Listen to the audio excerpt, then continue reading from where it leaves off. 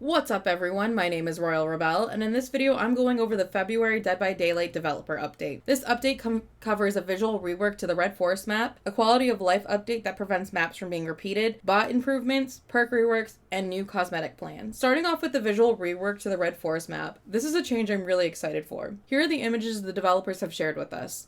I've been loving the map reworks. So far they've all looked amazing, and I've been looking forward to all the maps to get their update. I'm a sucker for the details, and the amount of work and detail they're putting into this map is just beautiful. Next up, we have an update that will prevent maps from being repeated twice in a row. This one I'm interested in seeing how it's implemented. The developer specifically called out maps being repeated twice in a row, but my experience with Dead by Daylight is that the problem seems to stem from a small amount of maps in rotation at any given time. It feels like on any day there's only like 3 or 4 maps being played unless players use a map offering. So when you only have a small pool to RNG from, the logic stands that you're likely to pull back-to-back numbers on occasion. And so while I appreciate them putting in a control so that we won't get the same map twice in a row, I hope this means that they're increasing the map pool so that on any given day it includes a wider variety of maps. But just to caveat this opinion real quick, while I probably play slightly more than the average player, I'm still not playing more than 3 to 4 hours at a time, which could lead to the feeling of smaller number of maps in rotation at a time, but I do still believe my experience is on par with the average player experience. I just wanted to point out that there might be a potential bias on this opinion. Onto the bot update. The survivor bots and custom matches have gotten an AI update. The updates are supposed to make them smarter and bolder and include things such as stopping them from getting stuck or attempting loops they shouldn't. They'll also prioritize safe unhooks, but they're now going to attempt unsafe ones as a last resort. And they're going to be more reactive to killer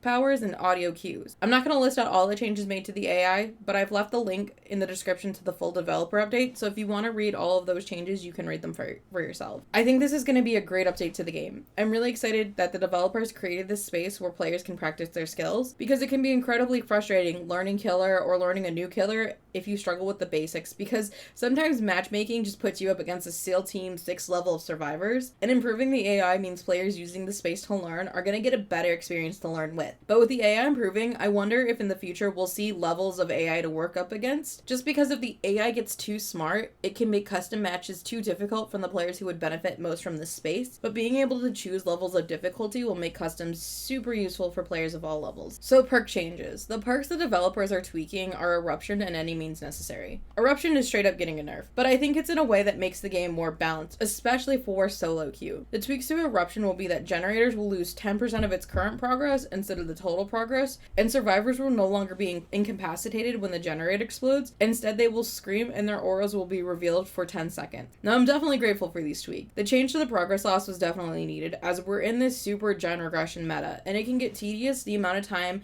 you have to spend repairing generators. So easing up on that will improve the quality of gameplay. I do, however, think it's an interesting choice to go the route of revealing auras. In previous discussions I've had with myself and other players, we didn't mind the incapacitated status so much as it was like the length of time was the problem. So while that's the change I was expecting, I don't think making it an information perk is a bad choice either. Overall, I think this will achieve the goal of making Eruption less punishing for solo queue. Now, Any Means Necessary is getting a boost. The developers acknowledge that the barrier to getting repeat value out of Any Means Necessary wasn't its cooldown like it was intended, but finding pallets that have not yet been broken after being thrown. So in response, developers have removed the cooldown completely. But if killers remain aggressive about destroying pallets, this really shouldn't be all that powerful of a buff. Now finally, the new cosmetic plans. The developers expanded their capacity to create cosmetics and are planning on increasing the quality and variety of outfits that they plan on releasing. For Hattie Carr fans, she is the example character they use to illustrate characters getting increased cosmetics, which is great because she's basically gotten no love since her release. And as a side note, if you guys are interested in showing love to Hattie, players are planning on exclusively using her February 12th through the 14th to help boost her pick rate and keep encouraging the developers to give her cosmetics. But those are the changes announced in the February update. What do you guys think? Leave your thoughts in the comments below. And if you enjoyed this video and want to see more content, don't forget to like this video and subscribe to my channel so I can bring you more Dead by Daylight content.